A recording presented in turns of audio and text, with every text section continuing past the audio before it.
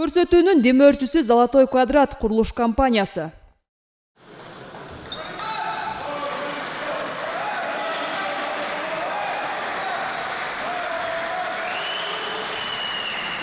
Арбаңыздар, ардактуу спорт сүйүүчүлөр, футзал көрмандары, мынам ТМЖ телеканалы, мындан ары Кызыл Кыя лигасынын футзал лигасынын оюндарын сиздерге эфирден чагылдырып бермекчибиз. Кызыл Кыя лигасы чындыгында аягандай кызуу болуп жаткан учуру. Бүгүн болсо 12-чи тур, 12-чи турдун эң бүйүр кызытар оюну Кайрат жана Полигон командалары ортосунда болот. Бир нече секундалардан соң калыстын ышкырыгы жаңырып, топ оюнга кошулмакчы. Эки команда тең. Бул лиганын эң таблицанын сап башында келе жаткан командалар. Чындыгында абдан тажрыйбалуу командалар десем болот. Акырындап командаларды тааныштырып кетсем, ачык жашыл түстөгү оюнчулар. Полигон командасы биринчи катар санында Абдуллаев, 16-чы Ашимов, 22-чи Аскаров, 4-чү Маматов, 5-чи Пратов, 16-чы Мансур Ходжаев, 7-чи Суран Кудайбердиев, 9-чу Ашырбаев, 10-чу Тажибаев, 11-чи Закиров, 12-чи Акимбаев, 14-чү Ажибеков жана 21-чи катар санында Аскарбеков. Полигон командасынын курамы мына ушулар. Ал эми Кайрат командасы 1-чи катар санында Жайлобаев, 2-чи Абдрасул уулу, 3-чү Турсунбаев, 5-чи Ширабиддинов, 7-чи Максат Али уулу, 8-чи Назаров, 9-чу Үсөналиев, 12-чи Абдураимов, 13-чү Канетов, 14-чү Батыров, 17-чи Авазбек уулу. Аябагандай кызуу оюнга кайтсак, мында Кайрат командасынын 2-чи катар санындагы оюнчусу Абдурасул уулу өзүнүн соккусун жолдоп кеткен. Бул жерде тилекке каршы дарбазага таамай барган жок. Ал эми азыр болсо топ менен Полигон командасы өнөктөшүнө ортоңку бөлүккө жакшы киргизип берген жана чабуулга чыгат. Алыстан жөнөтүлгөн сокку, дарбазачы Азамат жеңилдик менен дарбазага топ өткөрүп жибергиси келген жок. Ал эми каптал сызыгынан топ Полигон командасынан чыкканын калыс айтып кетти. Кайрат командасы каптал сызыгынан топту оюнга кошуп, мынтип акырындап чабуулга чыгып барууга аракет кылат. Чабуулга чындыгында шашкан жок. Арткы бөлүктөн оюн алып барып, атаандашынын каршылашынын катачылык кетирүүсүн күтөт жана ошол учурду пайдаланып чабуулга чыгат. Дегичи болбой Полигон командасы кооптуу чабуулду жарата алды. Бул чабуулу гол жара албаса да, бул чабуулдан бурчтан чыгарып берүүдө иштей алышты. Бурчтан чыгарып берүүдөн дагы бир сокку, 21-чи катар санында Аскаров өзүнүн соккусун жолдогон, бирок коргоочуга тийип, топ кайра бурчтан чыгарып берүүнү Полигон командасы алат. Арткы бөлүккө берилген пас, топ жоготуу болгон жок. Топ өз оюнчуна, өз дарегине толук жеткен. Кайрат командасы чабуулга чыгат. Азыр болсо сол канатка берилген пас, Абдурасулу топ менен 14-чү катар санындагы оюнчу. Дагы бир сокку Кайрат командасынан. Кайрат командасы мына ушундай соккуларды бат-баттан жолдоп турат. Чындыгында гол кириш үчүн албетте сокку жолдошу керек. Арткы бөлүктөн Кайрат командасы топту улантат.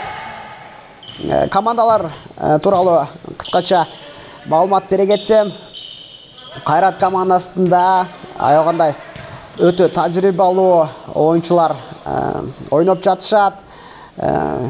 Керек болсо Кыргыз футзал курама командасынын оюнчулары да бар. Алар 2-чи катар санында Абдурасул уулу, 13-чү катар санында Кыргыз футзалынын легендасы Канетов, жана дагы 8-чи катар санындагы Назаров, жана дагы көптөгөн оюнчулар бул команданы толукташат. Азыр болсо топ менен Полигон командасы өздөрүн жакшы көрсөтө алышууда. Жана мына мынтип чабуулга чыгат. Тилекке каршы пас өнөктөшүнө таамай жеткен жок. Бирок бурчтан чыгарып берүүнү Полигон командасы азыр алмакчы. Калыс ушундай чечим кылды. Албетте Калыстын чечимине эч кандай каршы чыга албайт командалар. Анткени Калыс атайын Калыстын окуусунан өтүп, мындай тажрыйбаны алышкан. Полигон командасына дагы бир сокку. Болбосо 7-чи катар санындагы оюнчу Кудайбердиев. Дагы бир соккуну жолдой алган Полигон командасы кайра каптал сызыгынан топто оюнга кошот. Арткы бөлүктөн ойноого аргасыз. Өнөктөшүн издеп табылышы керек. 21-чи катар санындагы Аскаров. Сол оң канатка берилген пас өнөктөшүнө жакшы калтырып берген, бирок топ жоготту. Атандашы каршы чабуулга чыгып бараткан учурда кол менен кармап калууга аргасыз болду бул учурда.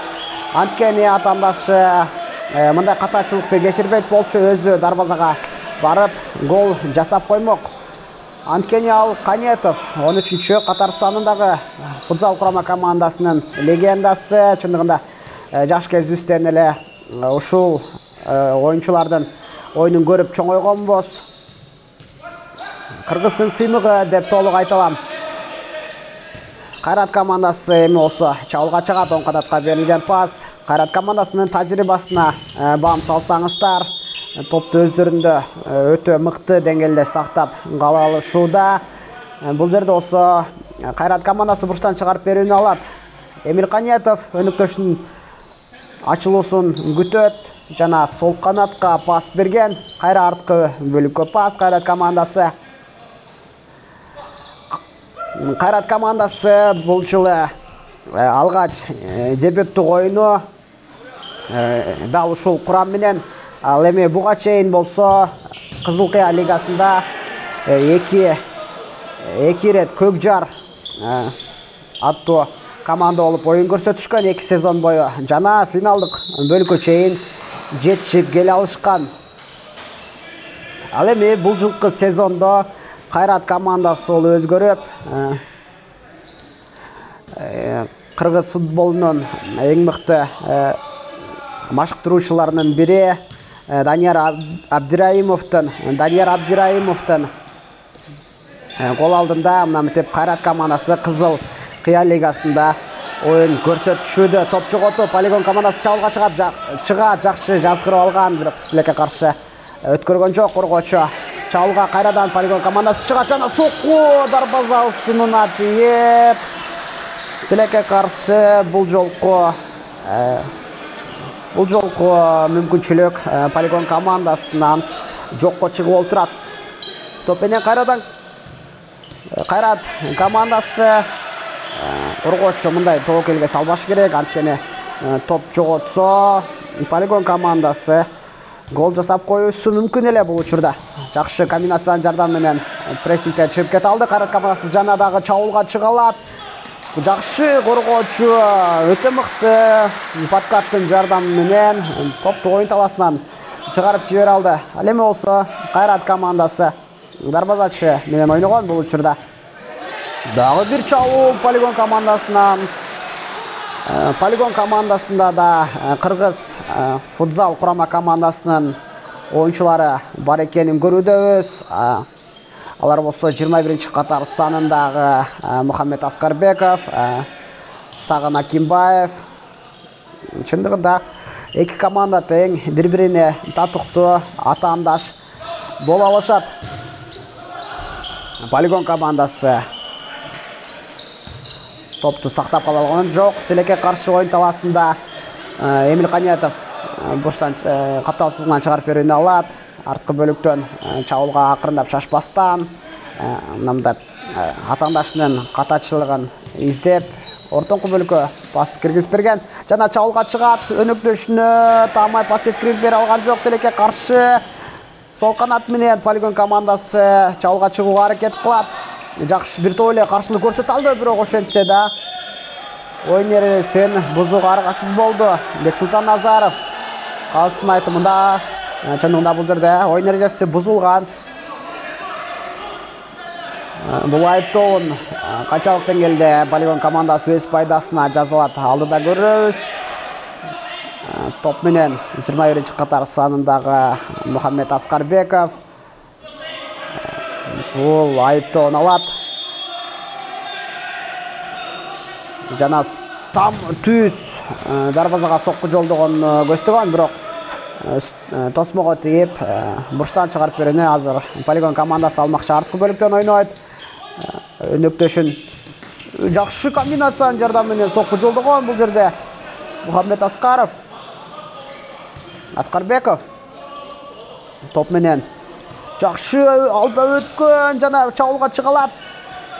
Бул жерде топту көбүрөөк сактап койгон. Оң канатка тилекке каршы пас жеткирип бере алган жок. Аябагандай мыкты комбинация жокко чыккандай бул жерде. Кайрадан топ менен Кайрат командасы чабуулга чыгууга аракет кылып жатышат чындыгында, бирок коргоочулар да оңойчулук менен өткөрүп жибергилери келген жок. Мыкты коргонууну көрүүдөбүз полигон командасынан. Ортоңку бөлүккө берилген пас, кайра артка, сол канатка берилген пас, алыскы бөлүктөн сокку же болбосо пас болушу мүмкүн эле, бирок экөө тең өз тарегине, өз максатына жеткен жок бул топтор. Топ менен полигон командасы арткы бөлүктөн ойналып барат, оң канатка берилген пас өнөктөшүнө жеткирип берген, бирок бул жолкусу тамай барган жок. 3 катар санындагы Кайрат командасынын оюнчусу өзү сол бут менен ойнойт Турсунбаев, бирок бул жолкусунда оң бут менен дарбазага шаштыбы же башка нерсе болду, айтор оң бут менен сокку жолдогон, анысы анык болгон эмес эле. Полигон командасы чабуулга чыгат, 7 катар сандагы оюнчунун соккусу. Кайра каршы чабуулда полигон командасы топ менен экендигин калыс айтып, капталсыздыгынан азыр болсо полигон командасы топту оюнга кошту. Жакшы өзүндү сактап кала алууда, бирок канча да өнөкөшүнө жеткирип бериши керек. Анткени бир гана пастын жардамы менен гол жаратуу мүмкүнчүлүктөрү бар полигон командасында. Анткени деген Кайрат командасынын оюнчулары бир топ тажрыйбалуу десем болот. Бирге бир чыккан учурда оңойчулук менен топту өткөрүп жибербейт. Полигон командасынан топ жоготуу, кайрадан капталсыздыгынан Кайрат командасы топту оюнга кошот.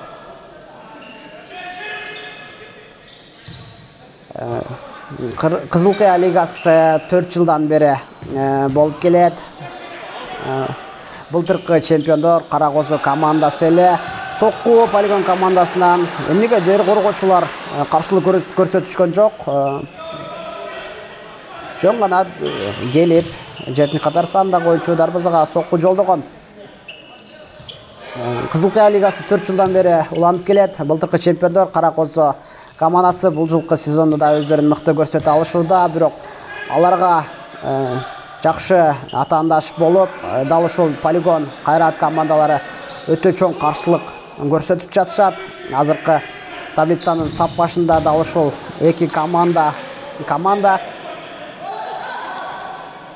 калган командаларда аябагандай күчтүү. Кызыл Кыя лигасы аябагандай өнүгүүдө, аябагандай өсүш бар. Чындыгында башка областтардан, башка шаарлардан, керек болсо чет өлкөлөрдөн келип оюнчулар ойноп жатышат. Демек, бул Кызыл Кыя лигасынын өскөндүгүнөн даремет берет. Бул жолу болсо Эмил Канетов катачылык топ жоготкон. Аркы бөлүктөн полигон командасы ойун алып барат. Сол канатка жеткирип берилген пас анык эмес. Топ менен Кайрат командасынын дарбазасы сол канатка пас берген. Кайра сол канат, оң канат. Чындыгында полигон командасы да коргонуу бөлүгүнөн ойун алып барып жатышат. Эгерде прессингке чыкса, чындыгында Кайрат командасынын оюнчулары жеңилдик менен эле прессингден чыгып, чабуулга чыгып, жада калса гол жаратып коюусу да толук мүмкүн. Албетте бул машыктыруучу тарабынан коюлган оюн тактикасы. Жакшы сокку Кайрат командасынан.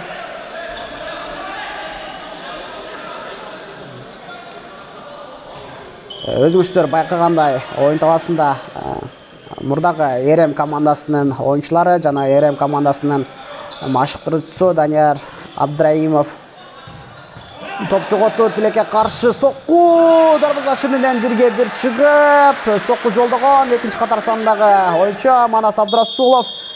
Бул жерде дарбазачы командасын мындай голдон сактап кала алды. Тайм-ауттан соң Кайрат командасы топту оюнга кошот. Бул жолку тайм-аутты Кайрат командасы алган. Бурчтан чыгарып берүүнү азыр болсо алат. Эмил Канетовдон жакшы бир комбинацияны күтөбүз. Жон гана теппейт деген ойдомун, анткени бул бир тойле тажрыйбалуу командалар. Комбинация жакшы ойлонгон болчу, бирок эмнегедир бир аз аныктык жеткен жок топту тепкен учурда. Бирок кантсе да каптал сызыдан кошуп берүүнү Кайрат командасы алат. Жакшы сокку, 5-чи катар санындагы оюнчу Шерабидинов каптал сызыдан кошуп берүү кайрадан Кайрат командасында. Өзүңүздөр байкагандай бул Газпром спорт комплексинде зал толуу көрөрмандар өз командаларын колдоого келишкен. Кызыл Кыя шаарынын тургундары чындыгында футзалга аябагандай кызыгышат. Топ жоготу, Полигон командасы чабуулга чыгат жана сокку. Бул жолкусу ийгиликтүү болгон жок Полигон командасынан. Дарбазачы бул жерде 100% десек болот, дээрлик ошол голдон. Кайрат командасынын дарбазачысы Жайлобаев өз командасын сактап кала алды. Топ менен Кайрадан эле арткы бөлүккө ойноо аргасыз, анткени коргоочулар оңойчулук менен өткөрбөй жатышат. Эмил Канетов топ менен кайра арткы бөлүккө ойнойт. Бексултан Назаров сол канатка берилген пас. Топ жоготу, албетте коргоочу өткөрүп жиберген жок бул топту да. Бирок кайрадан капталсыздан топту Кайрат командасы оюнга кошкон. Полигон командасы да жергиликтүү командалардан болуп саналат. Бул команданын оюнчуларын Суперлигада Жалал Абад Жашмуун командасынан көргөнбүз. Чындыгында аябай буларда аябай тажрыйбалуу дегичи болбой. Эмил Канетов мынтип коргоочулардын катачылыгынан гол жаратып кете алды. Чындыгында тажрыйба бул да болсо. Азамат чындыгында алкыш айтуубуз шарт десем деле болот. Мындай тажрыйбаны тайм-ауттан соң кайра Полигон командасы азыр топту оюнга кошот. Бул жерде гол жаралган учурда коргоочулар бир аз өз позициясын жоготуп коюшкан эле. Албетте машыктыруучудан балким тил уккандыр, балким жакшы сөз менен айтып түшүндүргөн. Кантсе да Полигон командасы эми мындай катачылыктарга жол бербейт. Топ менен Кайрат ортоңку бөлүккө киргизип берилген пас, кайра арттан ойнойт. Сол канатка калтырган. Өзү жалгыз болгон соң Эмил Канетов топту оюн талаасынан жөн гана сыртка чыгарып жиберүүгө аргасыз болду. Анткени басып өтө күчтүү болгон болчу. Арткы бөлүктөн Полигон командасы чабуулга чыгууга акырындап аракет кылат. Оң канатка берилген пас, алыскы бөлүктөн жөнөтүлгөн сокку дарбазачыга кооптуу деле болгон жок. Анткени дарбаза устунунан бир тойле өйдө өтүп бараткан болчу.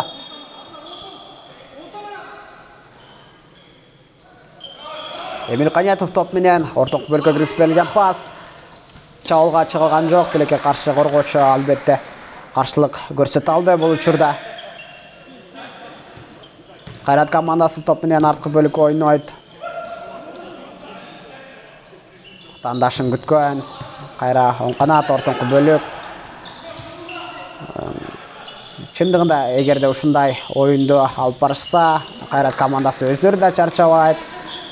Бирок топту көбүрөөк оюн талаасында айлантып ойногондугу үчүн атаандаштарын бир тойле чарчатып, кийин прессингке өтүп ойносу мүмкүн. Дарбазачы Азамат бул учурда дарбазасынан коркпой эле тобокелге салып чыгып, топту оюн таласынан өзүнүн дарбаза аянтынан алысыракка тээп жиберүүгө жетишти. Арткы бөлкө берилген пас Бексултан Назаров топ менен дагы бир топ жоготту. Бирок сокку жолдогон жок. Бул учурда Мухаммед Аскаровдун соккусун Эмил Каниятов бутун токсуп сактап кала алды өз дарбазасын. Капталсызгына Полигон командасы топту оюнга кошот.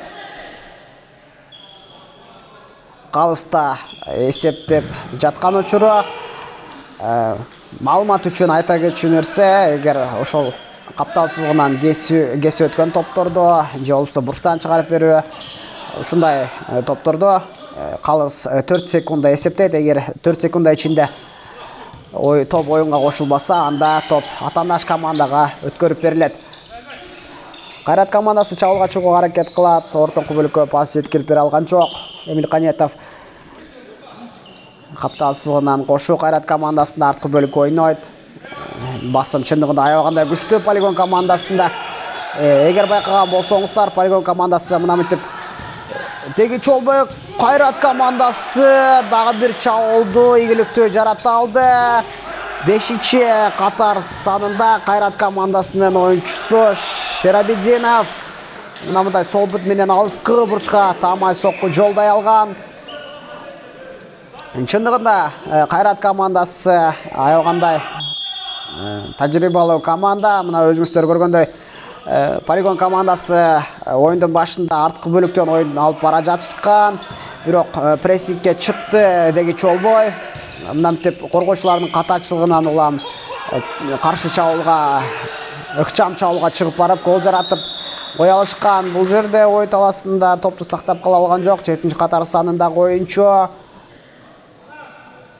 Капталсызгынан Кайрат командасы топту оюнга кошот. Ортоңку бөлүккө кирип берген пас, дагы бир топ жоготу, алыскы бөлүктөн топту дарбазага жолдогон. Бирок оюндун биринчи бөлүгүнө ышкырык жаңырган болчу.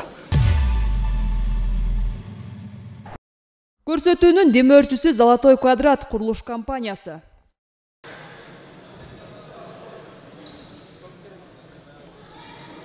Бир аз тынугудан соң командалар оюндун экинчи бөлүгүнө да даяр. Калыстын ышкырыгы экинчи бөлүккө да старт берилди. Оюн эсеби 2-0 Кайрат командасы алдыда.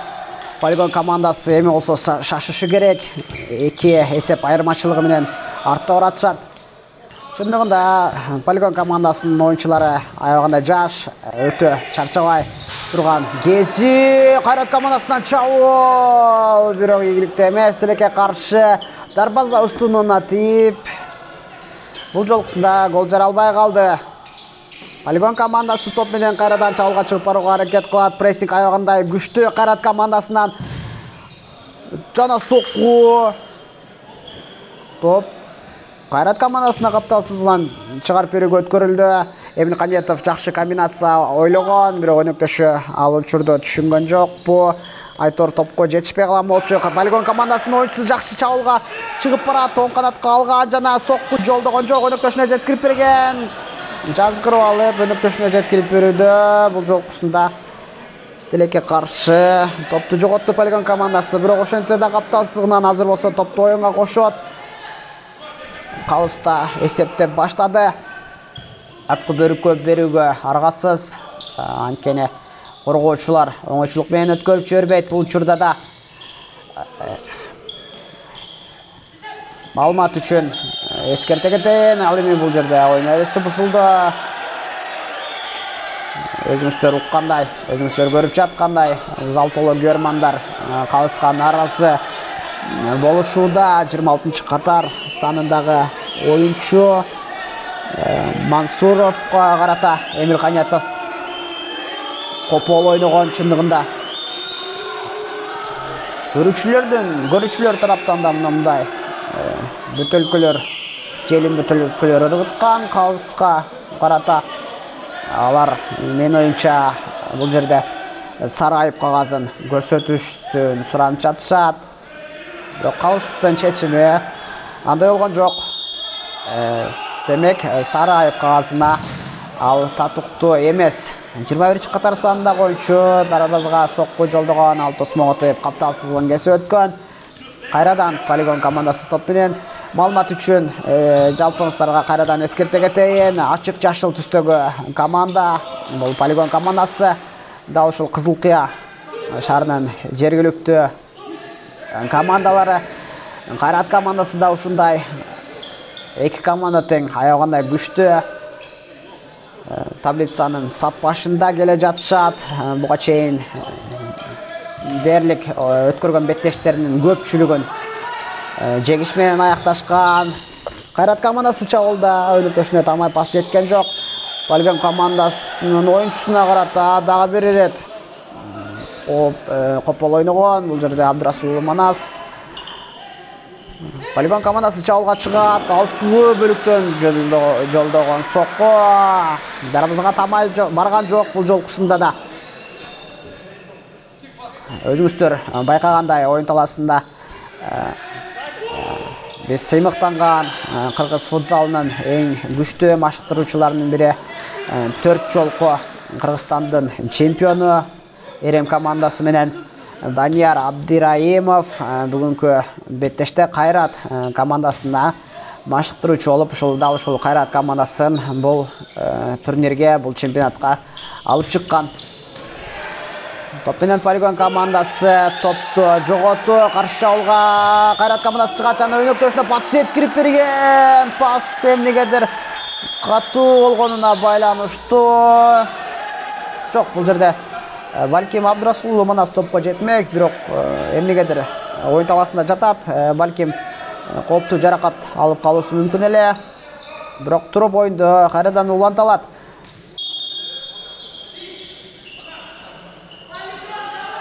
Топ менен полигон командасы өнөктөшүнө арткы бөлүккө калтырууга аргасыз. Басым күчтүү чындыгында. Топ жоготу кайрадан полигон командасында өнөктөшүн өзүңүздөр мында уккандай полигон командасынын жангүйөрлөрү зал толо. Өзүңүздөр уккандай полигон командасы топту алган учурда полигон командасы деп колдоп жатышат. Ал эми топ Кайрат командасында болгон учурда бир аз наразычылыктарын билдирип, наразы болгондой тур көрсөтүшүүдө. Оюн эрежеси бузулду.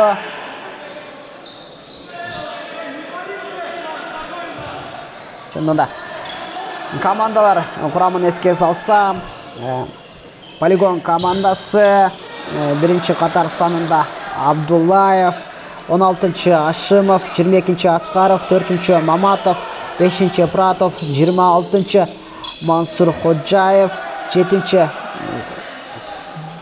Туракматов, 9-чы Аширбаев, 10-чы Таджибаев, 11-чы Закиров, 12-чы Акимбаев, 14-чы Ажыбаев, 21-чы Аскарбеков. Ал эми Кайрат командасынын курамы биринчи катар санында дарбазачы Жайлобаев, 2-чі Абдырасул уулу, 3-чі Турсунбаев, 5-чі Шарабединов, 7-чі Максатали уулу, 8-чі Назаров, 9-чі Үсеналиев, 12-чі Абдираимов, 13-чі Канетов, 14-чі Батыров жана 17-чі катар санында Авазбек уулу бүгүнкү оюнга полигон командасына каршы ойноп жатышат. Полигон командасы топ менен өзүнөн алдыраак, бир аз алысыраак тыштап алган.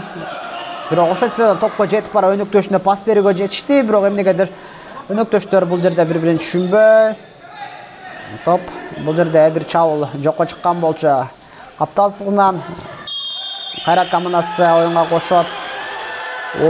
Топту оюнга кошуу учурунда 4 секундадан ашып кеткендиги үчүн калыс топту кайра полигон командасына өткөрүп берди бул учурда.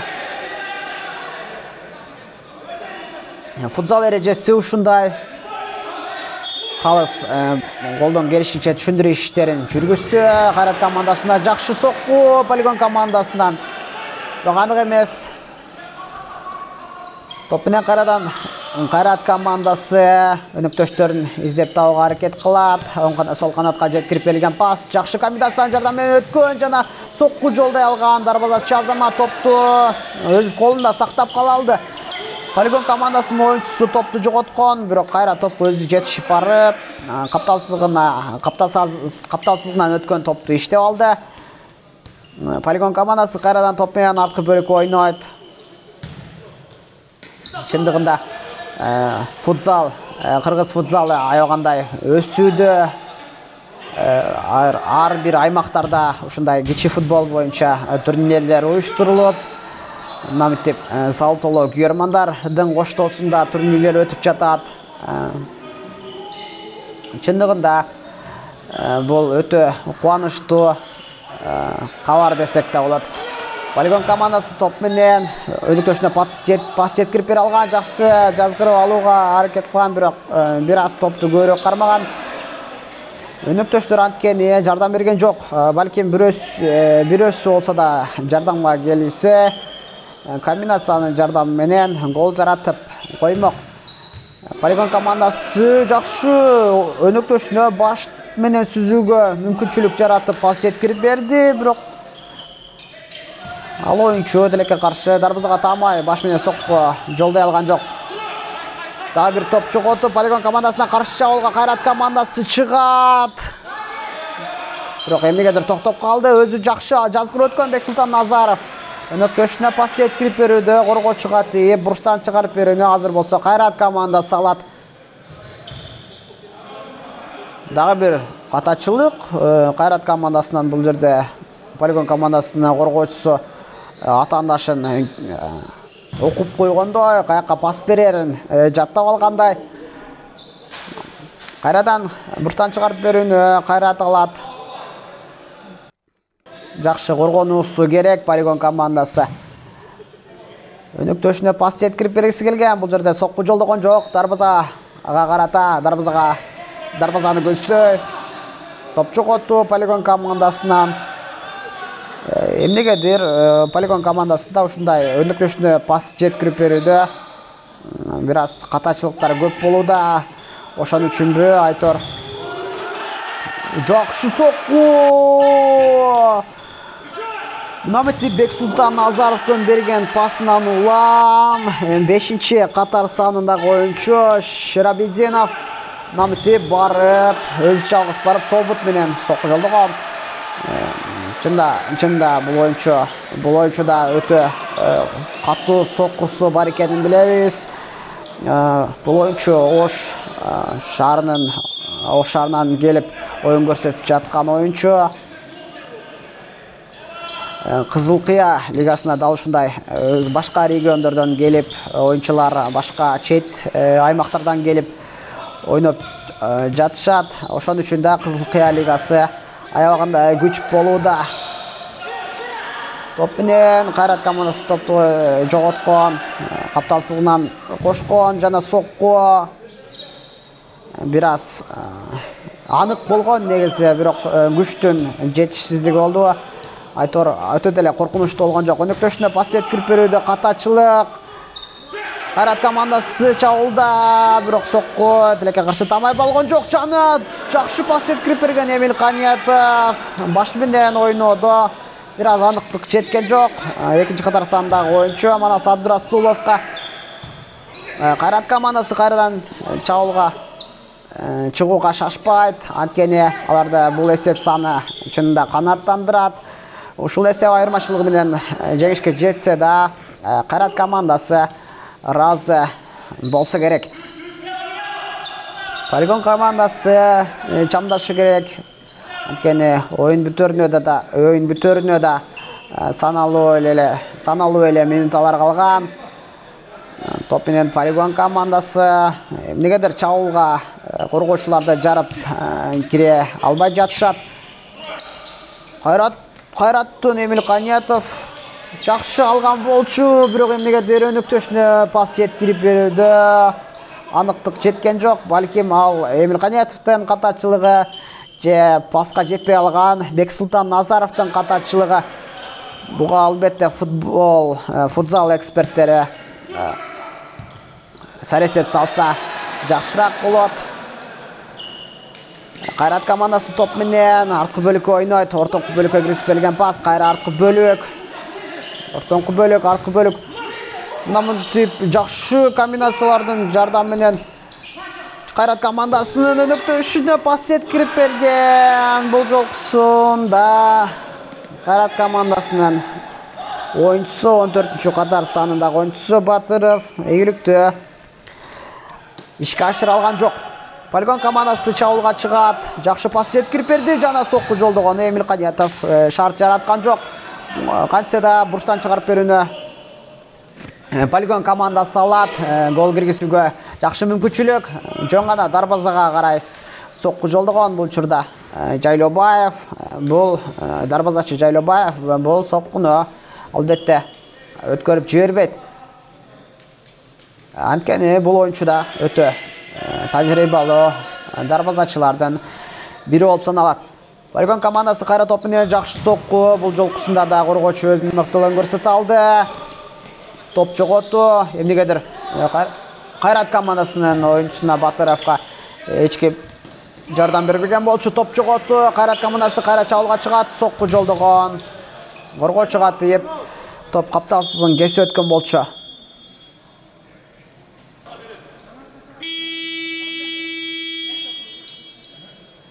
Мына бүтүп тайм-ауттан соң машыктыруучулар эки команданын машыктыруучулары оюнчуларына түшүндүрүү иштерин жүргүзгөн деп ойлойм. Албетте оюн тактикасын бир аз өзгөрөт деген үмүттөмүн. Полигон командасынын чамдашы керек.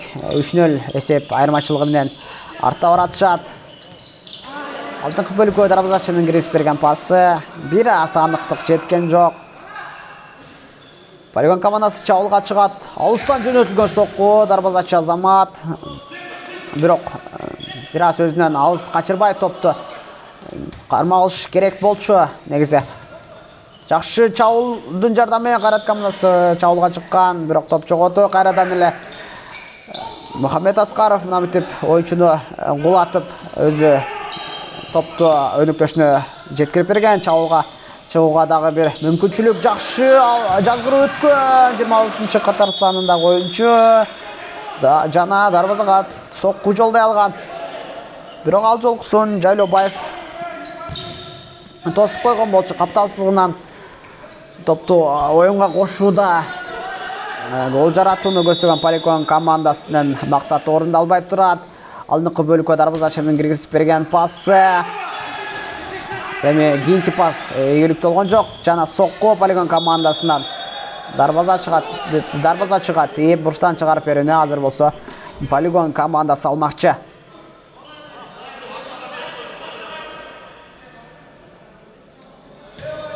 Бурчтан чыгарып берүүнү канчалык деңгээлде ийгиликтүү аткара алат алдыда көрөбүз.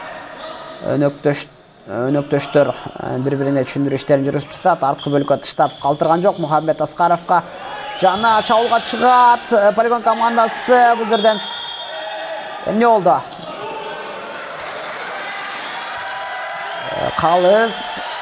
Калыс пенальти жарыялады бул учурда. Негедир бул жерде пенальти болбогон сыяктуу. Пенальтини мен байкаган жокмун чындыгында. Албетте кантсе да Калыс билет. Калыс тажрыйбалуу. Калыстын чечими артка кайтпайт. Ал эми пенальтини Мухаммед Аскаров дебет. Топ алдында Мухаммед Аскаров, Аскарбеков кечиресиздер. Бул топту ийгиликтүү ашыра алат деп, максатына жеткире алат деп ойлойм. Анткени кантсе да футзал кыргыз футзал курама командасынын оюнчусу бир топ тажрыйбага ээ. Дарбазачы жана чабуулчунун ортосунда болгон беттеш жана мен айткандай Мухаммед Аскаров, Аскарбеков сол бутунун жардамы менен дарбазага гол жарата алды жана эсеп санын бир аз да болсо кыскарта алды. Дагы да болсо чамдашы керек Полигон командасында, дагы да болсо мүмкүнчүлүктөрү бар. Мындан бул жолку голдон кийин албетте команданын оюнга болгон маанайы, гол киргизүүгө болгон маанайы күчөйт деген ойдомун. Полигон Кайрат командасынан бул жолку чабуул ийгиликтүү ашкан жок. Ийгиликтүү болгон жок. Топ менен Полигон командасы дарбазадан баштаган. Өзү жалгыз өнөкөштө пас жеткирип бергиси келген, бирок топ жоготу. Кайрат командасы кайрадан топ менен үстөмдүк кылат.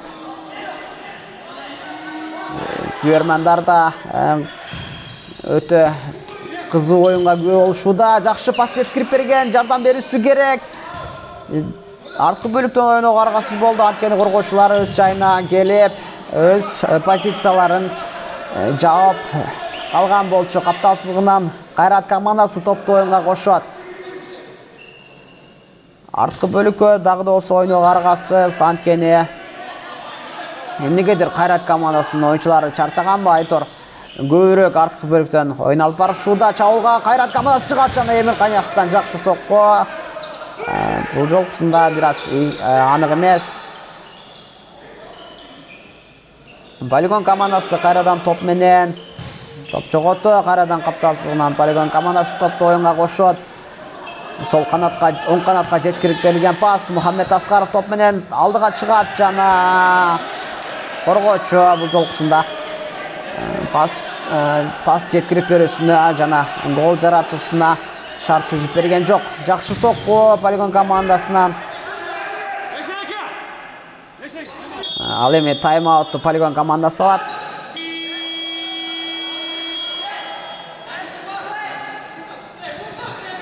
Бир мүнөттүк тыныгуудан соң Полигон командасы оюн талаасына түшөт жана бул жерде комбинацияны аткарып көрүүгө аракет кылат. Жөн гана тосмого тебилген топ, бирок кайрадан Полигон командасы топту алат жана сокку! Өтө мыкты сокку! 7-чи катар санындагы оюнчу, Полигон командасынын оюнчусу Кудайбердиев. Жакшы азамат. Бул жерде коргоочунун катачылыгы болуш керек, анткени эч кандай каршылык көрсөткөн жок. Дегичи Олбой Эмирканиетовду мына мынтип алыскы өйдөңкү бурчка жөнөткөн соккусу таамай дарбаза торуна барып отурат. Чындыгында аябагандай кызуу оюн. Полигон командасы гол киргизди деп айткычы Олбой. Артынан эле жооп голду Кайрат командасы киргизе алды. Эмирканиетов чындыгында өтө өзүнүн тажрыйбасынын жардамы менен күйөрмандарды өз тарабына тартып ала алды десем болот. Анткени оюн башталарын жакшы сокку. Дарбазачы азамат бул жолкусун өткөрүп жиберген жок. Эмирканиетов зал толуу күйөрмандар Полигон командасы деп күйөрманды кылып жаткан болсо, Эмирканиетовдун мындай кооз оюндан соң дээрлик көпчүлүгү Кайрат командасына ооп кетишти. Полигон командасы эки эсеп айырмачылыгы менен артта баратышат. Дагы болсо чамдашы керек. Өнөкөшүнө пас жеткирип бере алган жок, бирок кантсе да топ үчүн күрөш алып барган. Топ менен Эрем команда, кечиресиздер, Кайрат командасы сол канатка жеткирип берилген пас, өнөкөшүнө пас жеткирип бара алды жана ортоңку бөлүккө киргизип берилген пас. Өз дарегине жеткен жок, коргоочу оюн талаасынан сырткарыга топту тээп жибере алды. Арткы бөлүктөн Кайрат командасы оюн алып барат. Өнөктөштөр ачылуусун гол менен көрсөтүп жатат Эмирканиетов. Жөн гана бул жолку чабуулду жөн гана алдыңкы бөлүккө тээп жиберүүгө аргасыз болду. Анткени Полигон командасынан басым аябагандай катуу болгон болчу. Полигон командасы топ менен ортоңку бөлүктө сокку жолдойт, коргоочуга тийип өткөн бул учурда. Мен көргөнүм боюнча коргоочуга тийип өткөн болчу. Чабуулга Кайрат командасы чыгат. Ортоңку бөлүккө киргизип берилген пас дарбазачыдан кайра баштоосун калыс талап кылууда. Капталсыздыгынан топту оюнга кошуп, Полигон командасы чабуулга чыгууга шашат. Алыскы бөлүктөн жолдонгон сокку Манас Абдрасулов чабуулга чыгат жана аркы бөлүккө берилген пас. Жакшы. Жок, бул жерде гол болгон жок. Бексултан Назаровдун жолдогон соккусу дарбазага тамай барган жок. Дарбазанын бир аз аныктык жеткен жок. Жана кабыстын ышкырыгы. Аябагандай кызуу оюн Кайрат жана Полигон командалары ортосунда болгон беттеш аяктады. Жана бул турда Кайрат командасы 3 упайды өз коржунуна салып кетти. Көңүл бурганыңыздар үчүн рахмат. Сиздердин кызматыңыздарда мен Улукбек Сали уулу жана кесиптешим Алтымыш Жантемир уулу Кызылкыя лигасын сиздерге эфирге алып бердик. Алдыда бизден уздабаңыздар. Ар шейшемби жана шаршемби күндөрү сиздерге ушундай эфирлерди чагылдырып бермекчибиз. Ар дайым биз менен болуңуздар. Көрсөтүүнүн демөөрчүсү Золотой квадрат курулуш компаниясы.